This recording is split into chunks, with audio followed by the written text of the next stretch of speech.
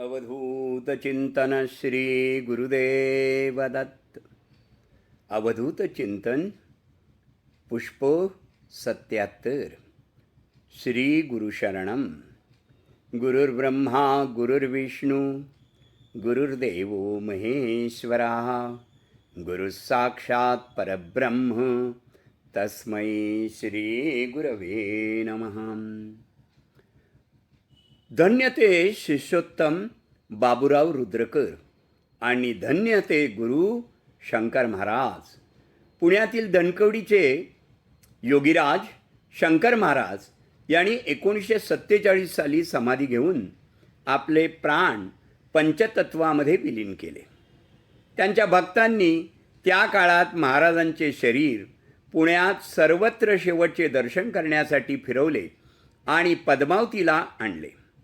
तेथे जमीन खणून महाराज त्यांचे शरीर त्या जमिनीत ठेवले. वरून माती टाकली आणि त्या मातीच्या ढिगाऱ्यावर हार आणि फुले वाहिली. जसा जसा अंधार पडायला लागला तसे तसे सर्व भक्त आपापल्या घरी गेले. कारण त्या काळी 1947 साली त्या धनकवडी भागामध्ये सर्वत्र मोठं जंगल होतं. त्या जंगलामध्ये रानटी, कुत्रे, वाघ आणि जंगली प्राणीही होते. त्यामुळे महाराजांची भक्ती करणं वेगळं आणि आपला जीव वाचवणं वेगळं. रात्री या जंगलात थांबणं योग्य नाही. महाराज गेले, त्यांचे शरीर आपण विधिवत पुरले आहे. आता आपले काम झाले, शेवटी आपला पण संसार आहे असा विचार करीत हळूहळू सर्व भक्तगण निघून गेले. रात्र झाली. त्या भयंकर जंगलात महाराजांच्या समाधीजवळ त्यांचा एकच शिष्योत्तम थांबला होता. त्याने शिष्याने विचार केला की जंगलात रानटी कुत्री आहेत. रात्री त्यांनी जर महाराजांच्या समाधीवरची माती उकरून महाराजांचे शरीर बाहेर काढले आणि खाल्लं तर आमच्या लाडक्या गुरूच्या शरीराची अशी दुर्दशा व्हायला नको. म्हणून तो शिष्य तेथून घरी गेला नाही. रात्री अनेक वेळा जंगली कुत्री आली. त्या शिष्याने त्यांना दगड मारून पळून लावलं. तो शिष्य रात्रभर जागत राहिला. जंगली प्राण्यांना न भिता तेथे समाधीचं रक्षण करीत राहिला. काय त्या शिष्याचे धाडस बघा. तुम्ही जर एकच रात्र एकटे जंगलात, तेथे रानटी कुत्रे, जंगली प्राणी आहेत, त्यांना दगडाने हाकलत काढली तर तुम्हाला कल्पना येईल की त्या शिष्यानं केवढं मोठं धाडस केलं होतं. दुसरे दिवशी सकाळी त्याने विचार केला, आता आपल्याला महाराजांची समाधीचं रक्षण करण्यासाठी येथंच कायमचं राहिलं पाहिजे. त्याने निश्चय केला. तो तेथेच थांबला. त्या शिष्याने 1-2 दिवस नव्हे तर तब्बल 25 वर्ष महाराजांच्या समाधीची राखण केली. त्याबद्दल त्याला कोणी धर्मा पगार देत नव्हतं की खायला अन्नही देत नव्हतं. पण त्याला कशाचीच अपेक्षा नव्हती. त्याबद्दल त्याला कोणी पुरस्कार देणार नव्हतं. 4 पैसे तर मिळणारच नव्हते. पण केवळ गुरुवरच्या अफाट प्रेमासाठी आणि आपल्या गुरुच्या शरीराची जंगली प्राण्यांनी दुर्दशा करू नये म्हणून तो तेथे थांबला. भूक लागली की जंगलात दूरवर कुठेतरी 4-5 घरं होती. त्या घरात जाऊन भिक्षा मागायची.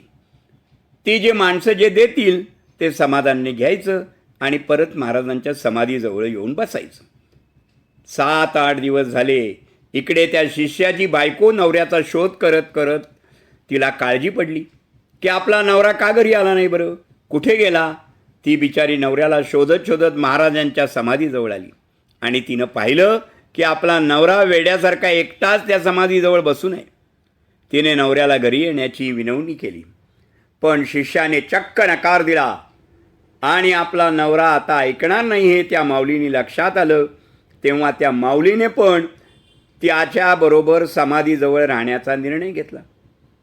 त्या गुरुवेड्या शिष्याची ती पतिव्रता साधीभोळी बायको तिने विचार केला की जिथं माझा नवरा राहिला तिथेच मी पण राहणार. तिने घरी जाऊन थोडीफार भांडी घेऊन आली. दोघांनी तिथंच एक छोटीशी झोपडी उभारली आणि तिथेच ते राहू लागले आपल्या गुरूंच्या समाधीची राखण करायला. तो वेडा शिष्य आणि शिष्याची काळजी घेणारी ती वेडी पतिव्रता बायको उन्हाळ्यात महाराजांच्या समाधीला ऊन लागू नये म्हणून त्याने छत्री दिवसभर धरली, तर पावसाळ्यात पाण्याचे लोटच्या लोट यायचे. तेथं त्या काळी भरपूर उतार होता. त्या पाण्याच्या लोटाने समाधीवरची माती वाहून जाऊ नये म्हणून तो वेडा शिष्य त्या समाधीच्या वरच्या भागावर आडवा झोपायचा. वरून पडणारा प्रचंड पाऊस, वरून वेगाने जाणारे पाण्याचे लोट त्या शिष्याने आपल्या अंगावर घेतले होते. पण गुरुच्या समाधीला काही होऊ दिलं नाही बरं. असे 1-2 नव्हे तर तब्बल 25 वर्ष. काही दिवसांनी महाराजांचे काही शिष्य ते समाधीचे दर्शनाला आले. त्यांनी पाहिलं की तो शिष्य समाधीची राखण कसा करीत आहे. मग त्यांनी एकत्र येऊन समाधीभोवती विटाचं बांधकाम केलं. वरतून पत्रा टाकला. हळूहळू काळ बदलला. तेथे जंगल कमी होऊ लागलं. माणसं राहायला येऊ लागली. 25 वर्षानंतर आपल्याला आता जे मंदिर दिसतंय ना, ते मंदिर तिथं उभं राहिलं. कशाचीच अपेक्षा न करता आपल्या गुरुच्या समाधीची राखण करणारा तो वेडा शिष्य होता. परमपूज्य बाबूराव रुद्रकर. हा लेख वाचत आहेत ना, त्यांना पद्मावतीचा सातारा रोडवरील महाराज यांची समाधी असलेला मठ माहीत असेल. पण त्याच्या समाधीच्या 25 वर्षे राखण करणाऱ्या बाबूराव रुद्रकर यांचा रुद्रशंकर मठसुद्धा भारती हॉस्पिटलच्या जवळ आहे हे माहीत नसेल. जी माणसे शंकर महाराजांना नावे ठेवतात त्यांनी रुद्रकर यांच्या 25 वर्षाच्या सेवेचा जरूर विचार करावा. शंकर महाराज हे दिव्य पुरुष होते, साक्षात्कारी पुरुष होते आणि त्यांनी खूप चमत्कार केले. ते चमत्कार रुद्रकर यांनी स्वतः पाहिलेले होते, अनुभवलेले होते. रुद्रकर यांच्या लक्षात आलं की हा माणूस वेडा नाही तर खूप मोठा योगी आहे. त्याच्याकडे दैवी शक्ती आहे, त्यांचं अस्तित्व आहे. म्हणूनच रुद्रकर यांनी शंकर महाराजांना गुरु मानलं आणि त्यांच्या समाधीची 25 वर्षे राखण केली. बाबूराव रुद्रकर यांनी 1985 आपला देह ठेवला. धन्य ते गुरु शंकर महाराज आणि धन्य त्यांचे शिष्योत्तम बाबूराव रुद्रकर. असा गुरु होणे नाही आणि असा गुरुवर अफाट प्रेम करणारा तर शिष्य पूर्णतः दुर्मिळ आहे. जय शंकर, जय शंकर, जय शंकर.